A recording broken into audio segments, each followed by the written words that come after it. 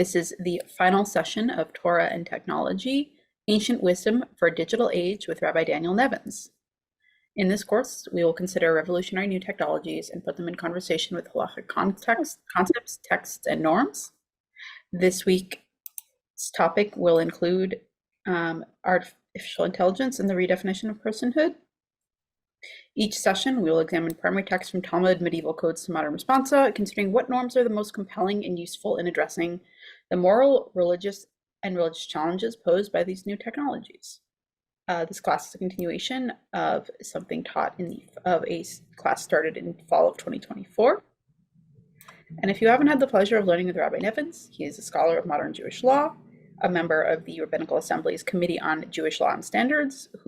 He is also the head of school at Golda Ach Academy in West Orange, New Jersey, and previously a dean of JTS.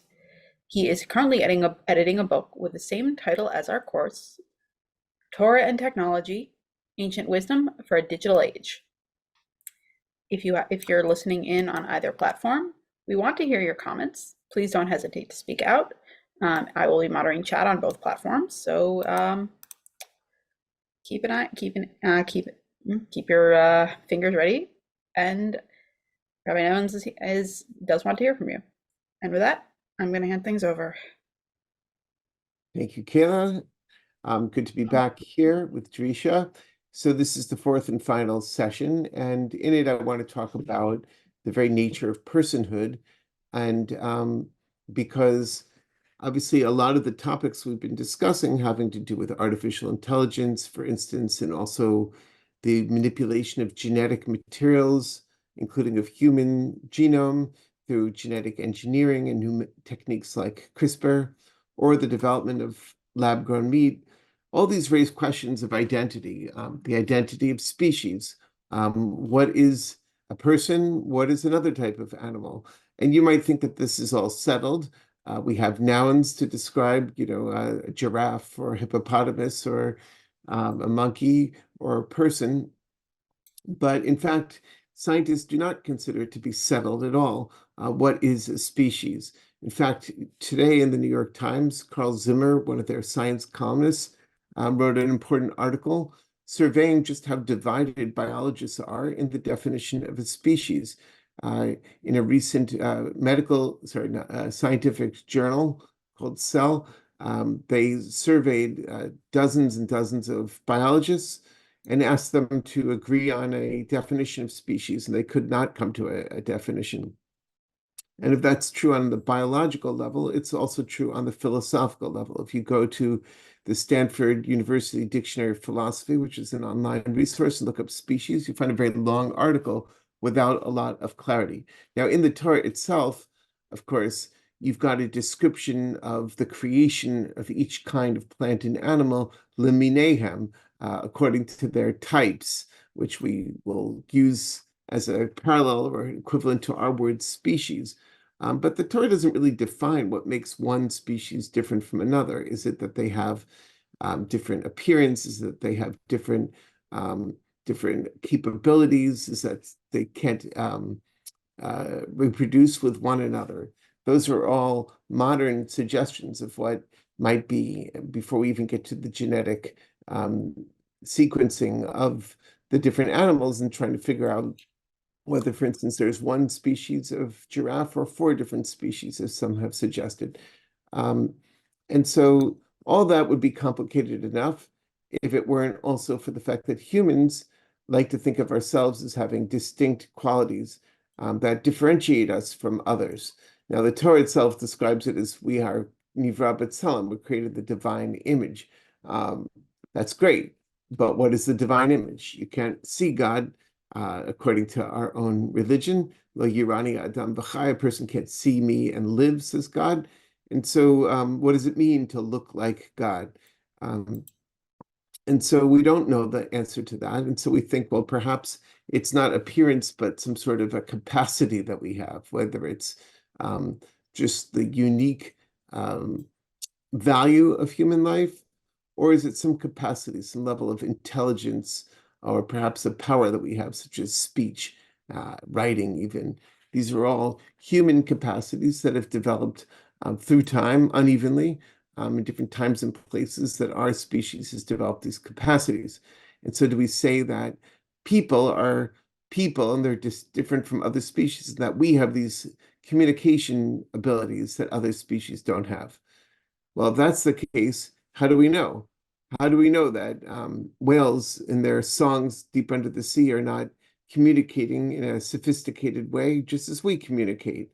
And so too with other species that have many different ways of communication, which even exceed ours, that perhaps are not only about sonic waves, but are also about the use of light and the way that they display their skin as it changes in color and shape. Or perhaps some species communicate through the use of electrical currents that they generate with their bodies. Those are all animals. And then there's, of course, the whole plant kingdom, as well as fungus and many other life forms that can communicate through chemical signals that seem to be sophisticated ways of individual organisms communicating with their larger community. Now you can say, well, that's not like how humans speak. And that's true. It's not like how we speak. But does that mean that therefore, because they don't speak the way we do, that our speech alone is significant and theirs is not? Or is it saying just that we have a failure of capacity to sense the way other animals and plants sense, or that we have a failure of imagination to think of their communication as being like ours? You see how this gets complicated rather quickly. Also, if that weren't enough, not all humans speak, right? We've got, I'm speaking right now, but you could be perfectly human if you don't have the capacity to speak, or you don't have the capacity to hear or to understand. Many people lose their ability to speak throughout life or are born without it. In fact, my wife is a speech and language pathologist, and so she does therapy to help people with communication disorder. And we don't say that when a person loses their capacity to speak, they lose their humanity. That's at least not what we want to say. Perhaps some people have felt that way in history. They've felt that people who can't speak are somehow less than, they're less than human. But we would like to say that no, they're still in the category of human, even if they don't have this capacity of which humans are quite proud and justifiably proud, our capacity for communication. So you see that when we think about humans as being speaking souls, we are packing into that quite a few assumptions of distinctiveness compared to other species, and also assumptions that this is a fundamental capacity of our species, even if not all members of our species have it. So that's a little of the background. I'm going to show you some text now. So I screen share. So this is session 4, AI and the definition of personhood. So first we're going to look at some Torah texts. In Genesis chapter 2, verse 7, which is like the second creation narrative, it says, Vayitzer Adonai Elohim et ha'adam afar min ha'adama, vayipach bi'apav nishmat chaim, vayhi adam lenefesh chaya. Then the Lord God fashioned the human, humus from the soil, and blew into his nostrils the breath of life, and the human became a living creature. So, by the way, that's the translation of Robert Alter I'm using. The other translations are my own. So, Okay.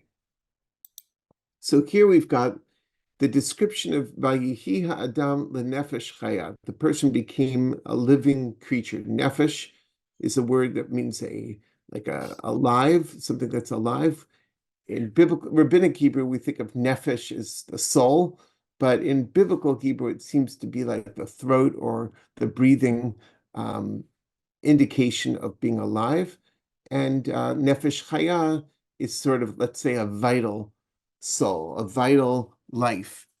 I've used this text in another capacity. A tshuva I wrote about brain death. It was called Contemporary Criteria for the Declaration of Death. And that was based on the fact that for much of human history, we've declared people to be dead or alive based on their ability to breathe.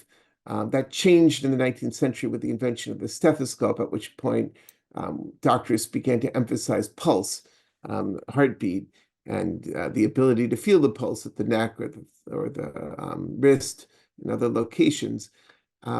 But here you've got this description that humanity becomes alive when it starts to breathe. And this becomes important because sometimes people lose the capacity to breathe, but can be maintained in life on a ventilator, an artificial respirator. And when that happens, you have this puzzlement. Are they fully alive? Because after all, they are breathing, albeit with mechanical assistance. Or do we say that they're dead, that they're a living cadaver, as one writer said about this, Margaret Locke, in her book Twice Dead, which is about brain death.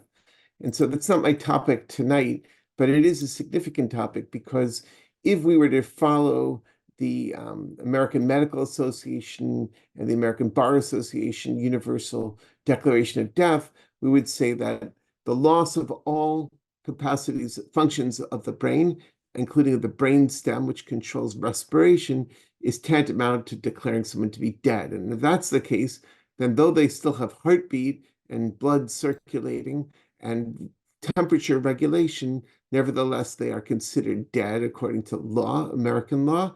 And the question was whether they're also dead by Jewish law. And the reason it's so significant is because some organs lose their viability for transplantation within seconds of cardiac death. So, for instance, the heart itself and the liver, two the main examples. So if you allow the heart to stop, then you're going to lose the ability to transplant these organs and save another life. But if you're going to say that, no, as long as the heart beats, the person's still alive, then you've actually murdered them. So that's a pretty significant difference. And that verse plays an important part in that determination. But I want to look now at how that verse was translated, not into English, but into Aramaic by a Targum, or that is a translation called Onkelos, which is one of the main translations of the Jewish Bible into Aramaic, and it's printed in our Bibles together with the commentary of Rashi. And so in the Aramaic, it says on that same verse, Ubara Adonai Elohim Yat Adam, which is pretty much the same words, although bara means to create and yetzer also means to create, but usually the Jewish philosophers differentiate between them. They think that the word bara means yesh mi'ayin, sort of creation ex nihilo, something from nothing, whereas vayetzer is like a potter shapes the clay. It's more of a fashioning or a shaping, and not so much a creating something from nothing. Anyway, and God created Yat Adam, the man, or the Adam, Afra min Ara, dirt from or soil from the land, but Nafach be'ape nishmata dechaye. This is all just Aramaic versions of the Hebrew words. God breathed into his nose the breath of life. V'havat ba'adam, and then the person became leruach mimalala. And now you see something different in the translation. Ruach means a spirit. It's kind of a synonym of nefesh. In some parts of Jewish philosophy, we differentiate between three parts of the soul, the nefesh, the ruach, and the neshama. But they are kind of synonyms here. And the key word is that last word. Instead of chaya, living, it says mimala'ah, from the same word as limalel, Mim Yimalel Gvurot Yisrael, like we say in the song for Hanukkah. It means to speak, right? So humanity became a speaking soul, or a speaking spirit, as I put it here. So that became an interesting and an important differentiation. Coming from the Aramaic translation, we get the idea that the very essence of humanity is breath, but then speech, which is, of course, created through our breath. And this then gets expressed much later in a medieval midrash called Hechalot or Hechalot Rabbati, which you may be familiar with because it's also sung as a piyut on the high holidays, on Yom Kippur in the Shacharit service. Ha'aderet v'ha'emunah l'chai olamim, habina v'habracha l'chai olamim, hagava v'hagidula l'chai olamim, and it goes on through the whole acrostic, a double acrostic. That is, it's got two alepphs, two bets, two gimels, two daleds. And so I didn't replicate that in my translation, but glory and faithfulness to the life eternal, wisdom and blessing to the life eternal, pride and grandeur to the life eternal, knowledge and speech to the life eternal. So these are all saying that these wonderful capacities belong to God, who's described here as the eternal life. We are not eternal, God is. We live and we die. We're born and we live and we die. God exists without beginning or end. But the interesting thing for us here is this idea that de'ah, which is, let's say, knowledge, and dibur and speech are alone to God. In other words, humans may be able to create what looks like life forms, but we can't create life forms that speak the way we do. And that is a claim that you find in these medieval texts, which we love in our poetry and our piyutim for the high holidays, but that really go back to this Targum translation of the verse. So let's now look at how speech plays out and how it affects those who speak, and not just any speech, but here prophetic speech. You may recall a few weeks ago we read in Parshat Shemot that when God asks Moses to go to Egypt or commands Moses to go to Egypt, he protests, and he protests mostly based on his speech impediment. Vayomer Moshe el Adonai, Moses said to Adonai, "Be Adonai, please, my Lord. Lo ish devarim anochi. I'm not a man of words, no man of words." Again, this is altar. Gam mitmol, gam mishilshom. Not in the past or now. Gam mi'az dabercha el avdecha. I've never been able to speak, even when you started speaking to me. Ki chavad peh uchvad lashon anochi. For I'm heavy-mouthed and heavy-tongued. By the way, I must say that that's a rather beautiful poetic sentence that Moshe says when he says, "I can't speak."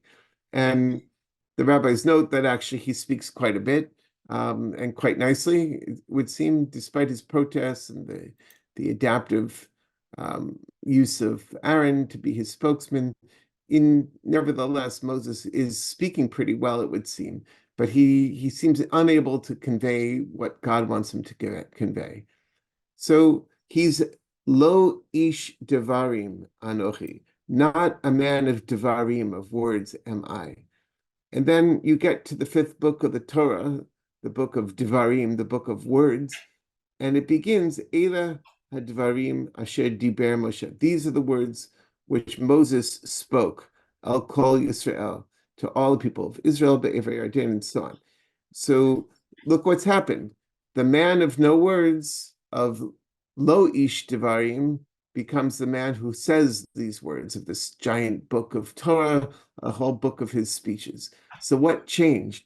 What turned Moshe from being a no speaker to a speaker? So in the Midrash, it's noticed in Midrash Devarim Rabbah, Hare Moshe ad shelo zaka leTorah, hitiv bo lo ish Devarim anochi. Moshe, before he had the merit, the zechut of Torah, whether it means hearing Torah or learning Torah somehow, he said, "I'm not a man of words."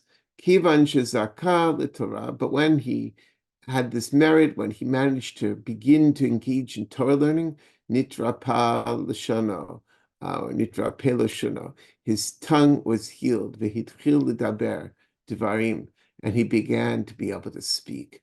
Minayin, how do we know this is the case? V'mashe karinu be'inyan, from that thing that we read about this, elech hadvarim asher diber Moshe. These are the words that Moses spoke.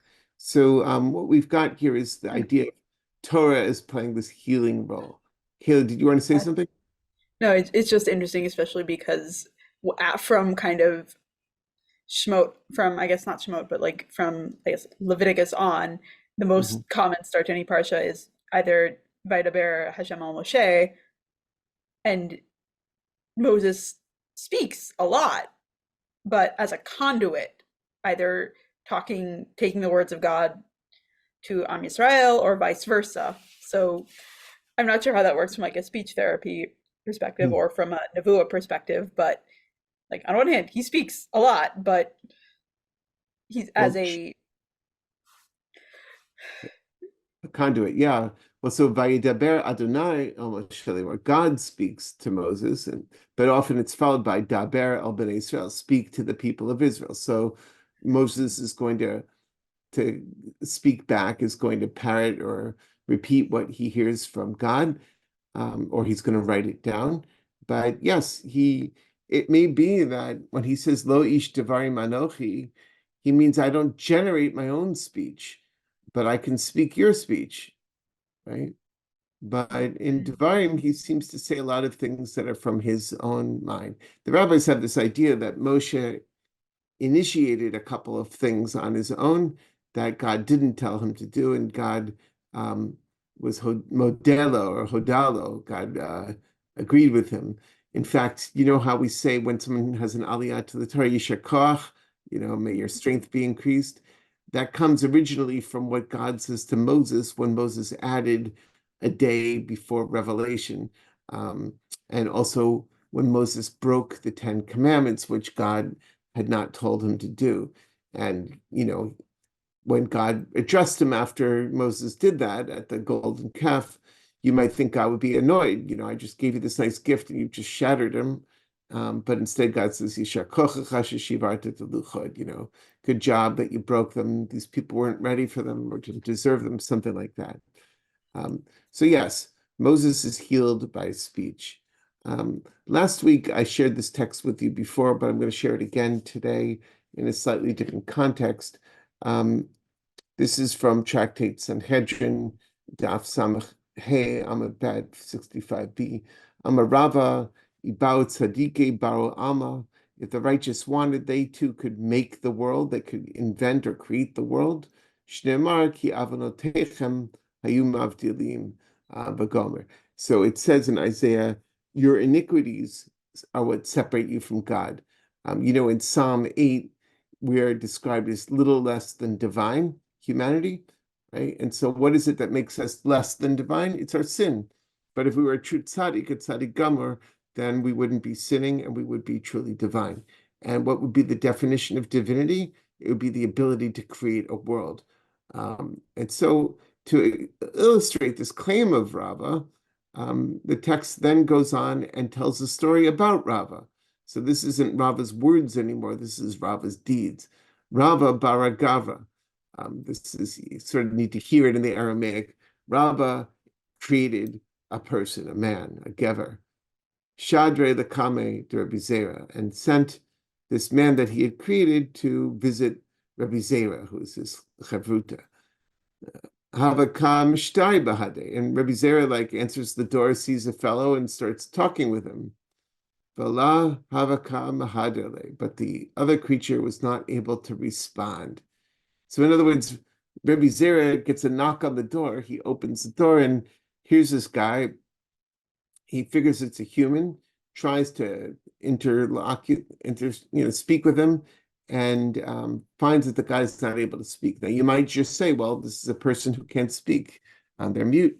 But that's not what he says. He says, I can tell the difference. This is not a human at all. This is a golem. Doesn't use the word golem. The word golem just means like a lump. That word will come into play later in Rabbinic Hebrew. But this is the origin of it, the idea of a human-shaped android that is not able to speak. Amar le Rabbi Zera says to this fellow, Min chevraya at hadar la'afarech. You come from the circle, the fellowship, whatever that means. Go back to your earth. I actually, in my tshuva, spent a little time trying to figure out what min chevraya means. We think of chevra as being like a group of friends. So maybe he's referring to the fact that he and Rava and a couple of other rabbis would study the Sefer Yetzirah, the book of creation, and they would have these special abilities. So maybe that's what chevraya means.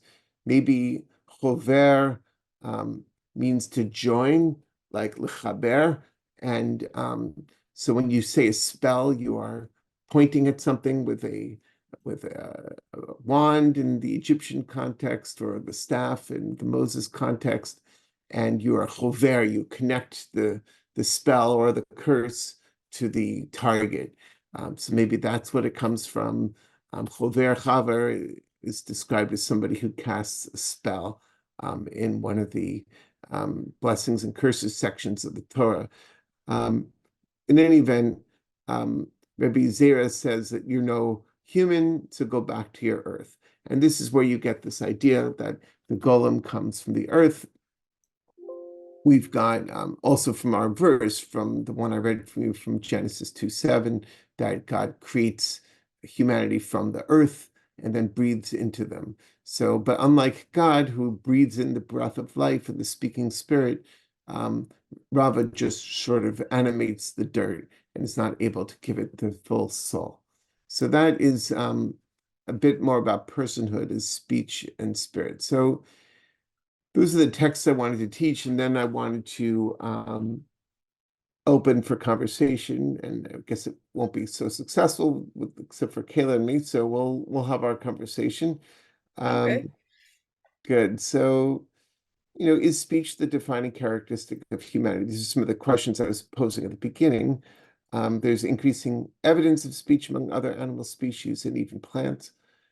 There's a book called The Secret Life of Trees, which talks about how trees seem able to communicate with one another. For instance, if there's a trauma of some sort, maybe some deer are eating the leaves of young saplings, and the message can be spread, and somehow the trees can exude a kind of sap which is not liked by the deer to protect themselves.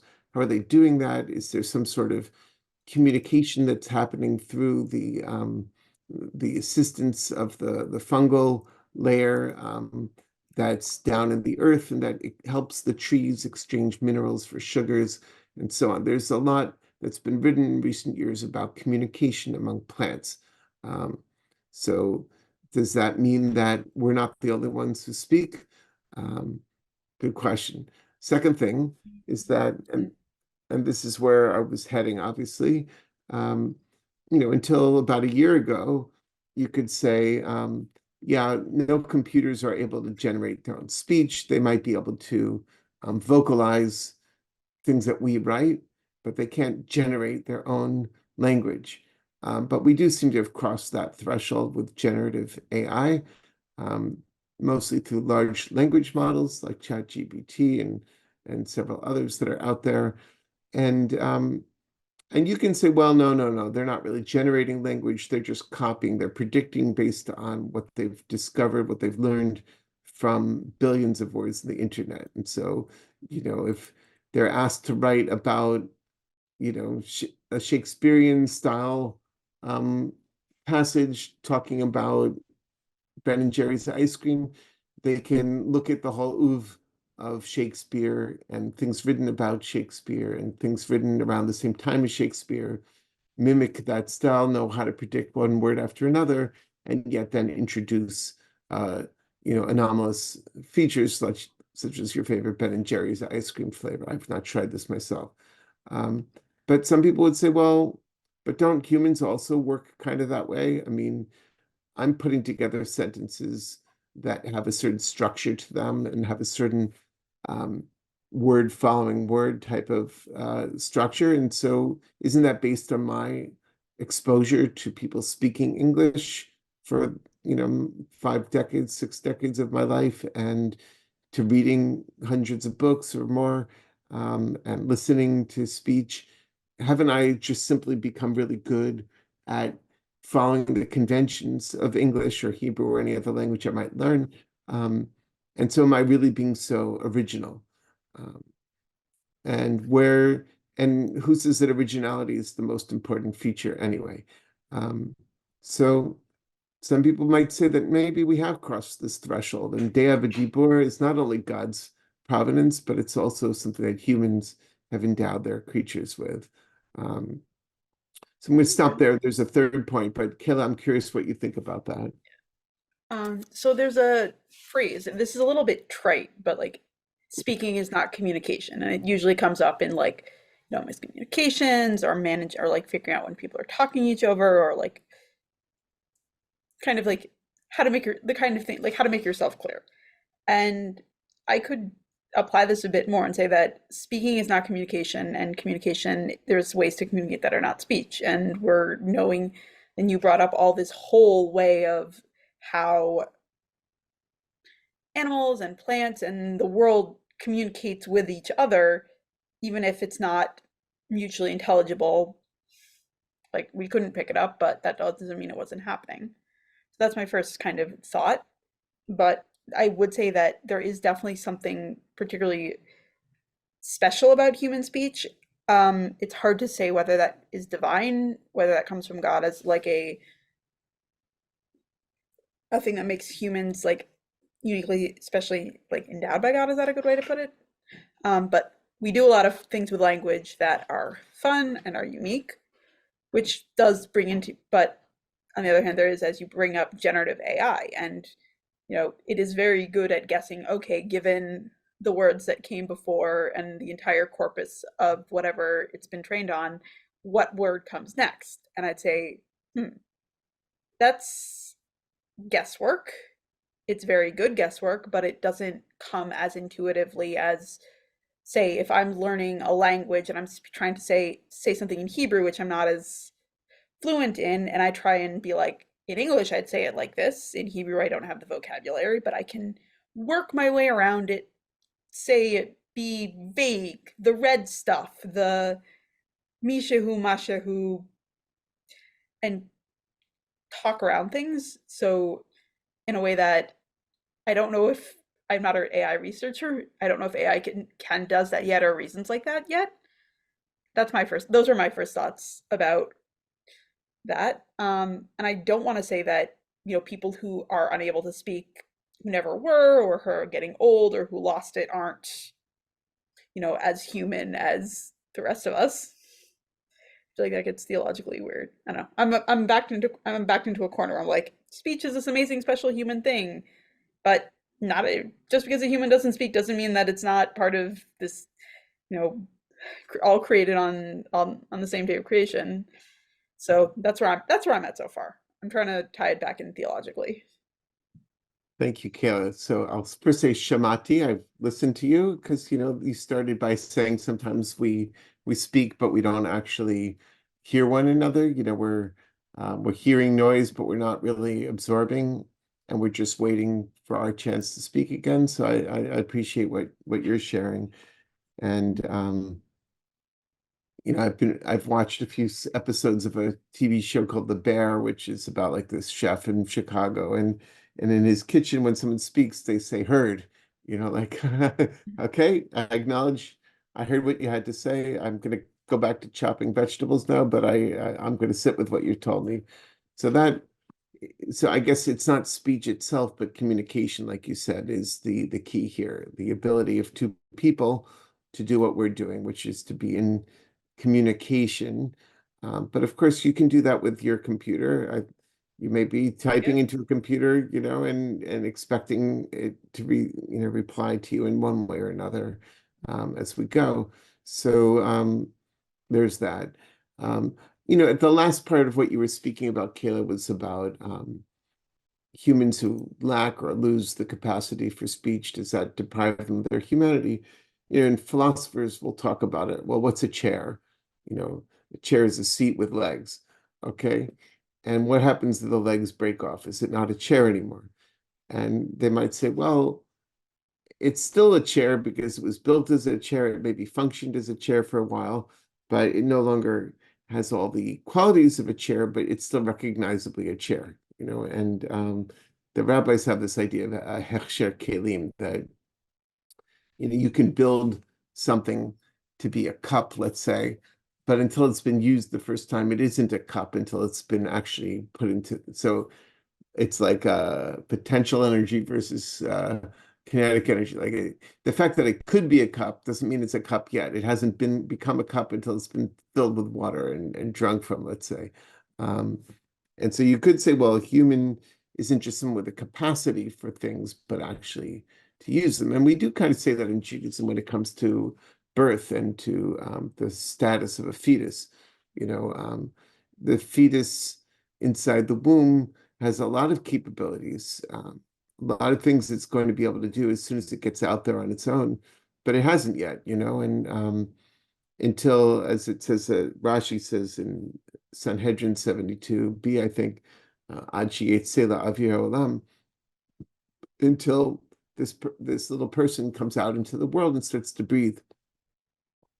Before that, they're potential life. Now they're real. They have equal status life once they're born, and but that's breathing, and maybe that's the distinction. But all animals Yeah. breathe. Yeah. Though it was interesting seeing your translations a couple slides back with a lot of ruach, and my assumption was that's usually associated with breath, not speech. So I was Right. kind of like sitting on that, waiting to see where you were going to go, especially when you said that this was your own translation. So um, Oh, of that's the interesting. uncles. Yeah, yeah. Well, we can say a word about those three words, nefesh, ruach, and neshama. In sort of Kabbalah, we speak about the nefesh as being the part of our spiritual life that's most connected to our body. I'm embodied. I'm in this person's body. It's had this history. I have my abilities and disabilities and my strengths and weaknesses, and I'm very aware of my hungers and my needs and my exhaustion and all those things. So I have a spiritual state that's connected to my embodied state. Um, Ruach is considered to be slightly transcending that physical ability, and it's like when I'm entering in these sort of more disembodied spiritual states. Maybe I'm in a great work of art or concert and I'm listening and I lose myself in the music, and or in prayer, and I'm not thinking what meal am I going to eat next. I'm actually davening, and I'm thinking about these words about justice and chesed and kindness, and all these things. And that's where my mind is. It's not so much on my physical space, but I'm still aware of my physical space. If the lights went out or if something happened, someone stepped on my foot, I would be aware very quickly of that. I would sort of shift back in. So I'm not so far removed from my physical space. Whereas neshama is sometimes understood as where the soul really is free of physicality, and it may be aware of the concept of goof, of body, but it is, like our soul going on its night journey away from our body, or like at the time of approaching death when the body and the soul seem to disentangle. And that's the concept of neshama, that it's the spiritual with just the thinnest attachment to the physical. And so, this sort of tripartite structure of the soul, nevertheless, all three words have to do with breathing. Nishama, nishima is a breath, and so that means breath, and ruach, of course, means a wind, and so ruach chaim, the rabbis refer to animals as davar sheyesh bo ruach chaim, an object which has like life force to it, and because they breathe, and they're different from a rock in that way, and different from a plant, although plants we know breathe too, but in a very different way, and rabbis didn't know about that.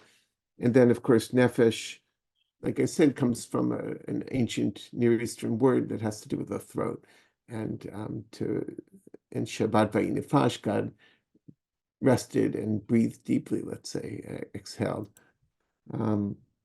So the last thing I wanted to say was like, well, if you're going to try to figure out what's the difference between humans and other creatures, you can go back to that verse in Parshat Noach, Shofech dam adam ba'adam damo yishafech. It's a ABC CBA, like a Shofech dam ha'adam ba'adam damo yishafech. So it's ABC and then CBA. It's like what we call a chiastic structure. Usually those are ABBA. But anyway, so that's usually understood to mean a person who spills the blood of another person, their blood will be spilled. In other words, there's capital punishment for murder. So that's the way it's normally understood. but it's also been understood a little bit more literally.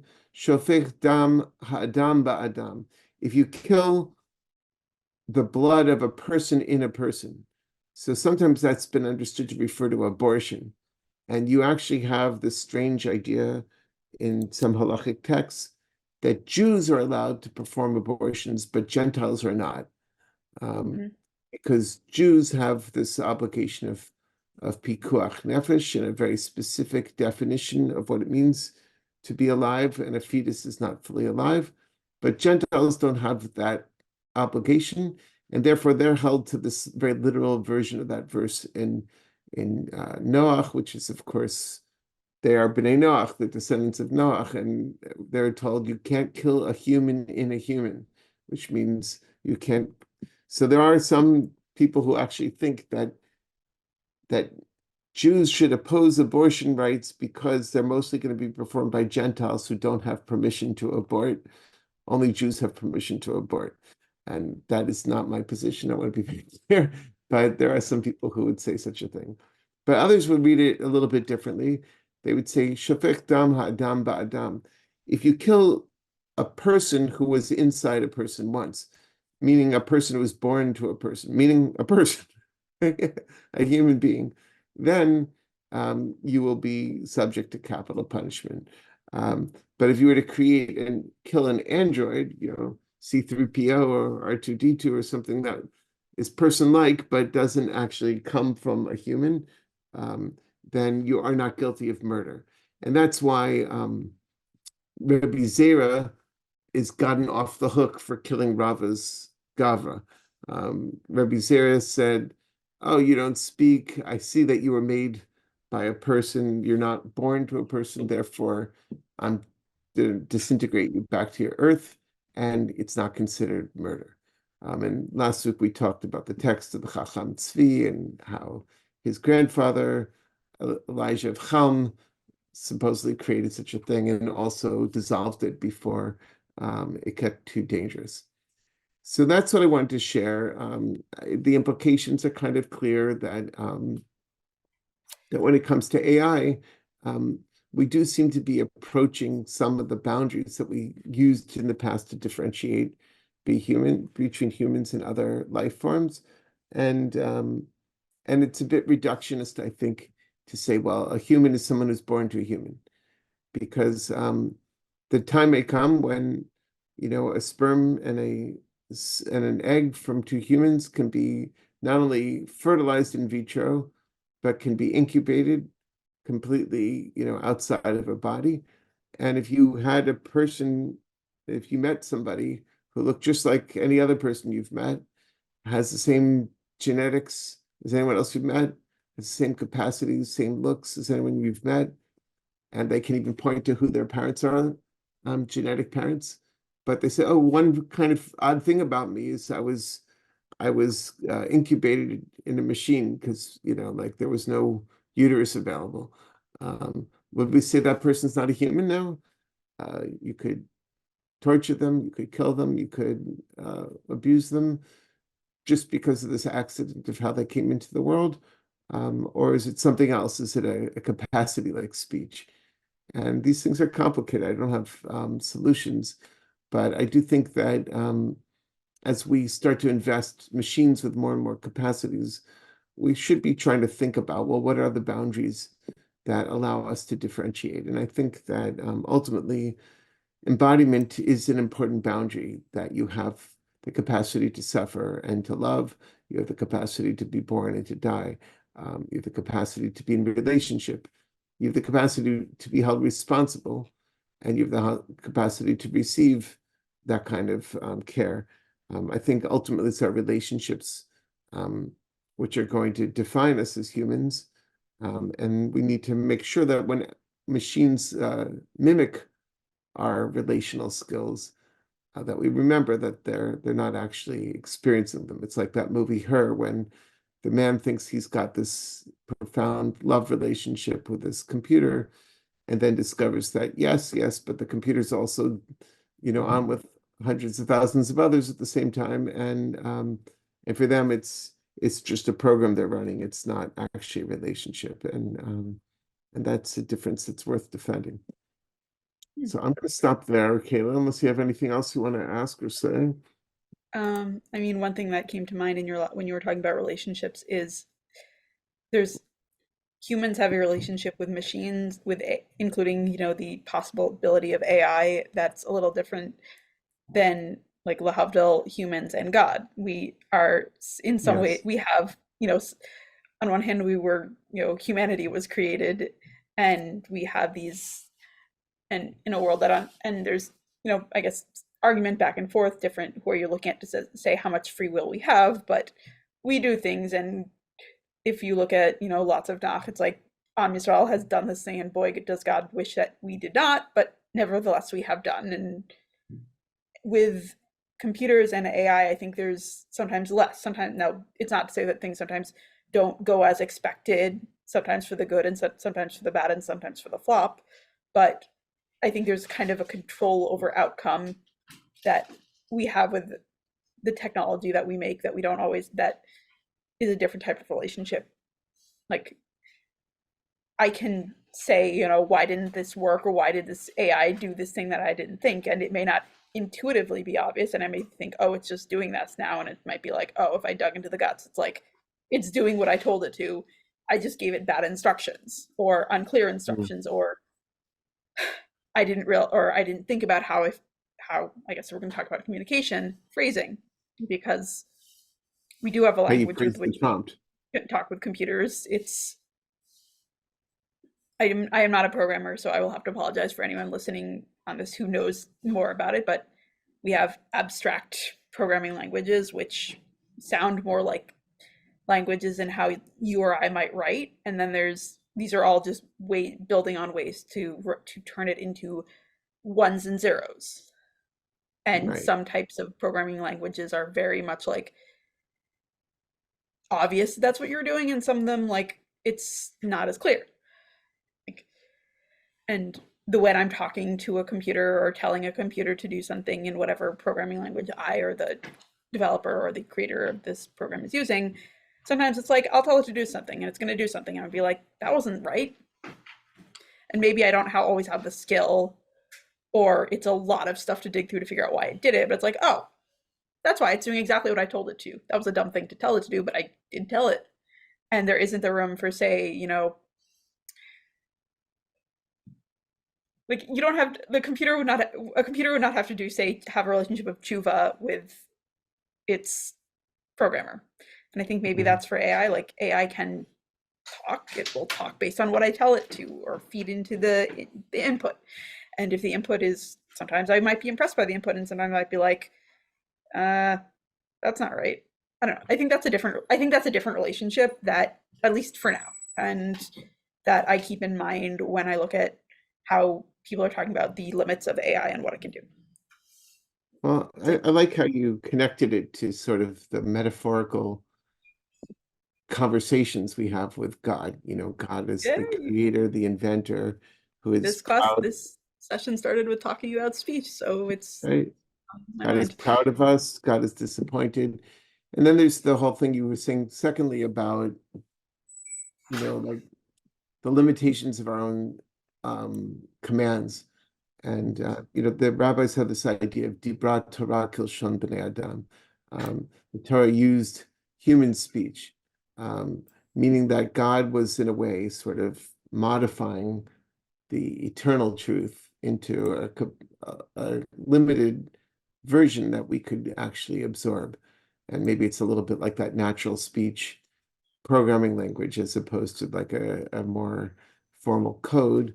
Um, I'm not actually a programmer, so this may not have been the best metaphor to bring in, but no, I think it's a great metaphor, but I'm not a programmer either. But anyway, so I think that if anyone does watch this show later, they'll hopefully have other insights.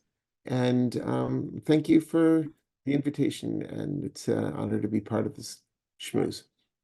Thank you, Rabbi Nevins. Thank you very much for your time and for sharing your learning with Drisha. If anyone wants to reach out to Drisha through our own internal comms, or Rabbi Nevins in his email, which is, you're gonna have to remind me again. I think use Rabbi Daniel Nevins at Gmail. It'll be fine. But please don't hesitate to reach out. We want to hear from you if you have comments. And with that, thank you for the series. It's been lovely talking with you, and I hope you have a good evening. Thank you. Same to you. Good night. Good night.